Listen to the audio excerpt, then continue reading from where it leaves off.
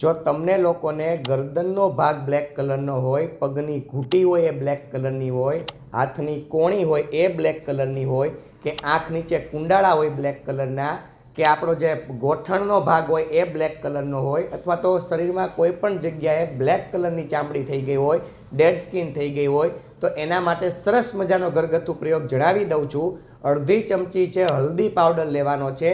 1 ચમચી ચણાનો લોટ લેવાનો છે, અડધી ચમચી કોફી પાવડર લેવાનો છે, અને આ બધું જરૂરિયાત પ્રમાણે પેસ્ટ બનાવવા માટે દૂધ અથવા દૂધની તર બેમાંથી એક મિક્સ કરીને સરસ મજાની પેસ્ટ બનાવી લેવાની છે. ત્યારબાદ જે જગ્યાએ તમને બ્લેક કલરનું ચામડી લાગે છે, ડેડ સ્કિન લાગે છે, ત્યાં 5 થી 7 મિનિટ સુધી એને માલિશ કરવાનું છે, હળવે હાથે ઘસવાનું છે, હળવે હાથે ઘસવાનું છે. આવું તમે 7 થી 10 દિવસ સુધી કરશો એટલે જે બ્લેક કલરનો ભાગ છે એ ધીરે ધીરે તમને વ્હાઇટ જણાશે, તમારી મૂળ ચામડીની અવસ્થામાં આવી જશે અને આ પ્રશ્નમાંથી તમને લોકોને મુક્તિ મળી જશે. જય ધન્વંતરી.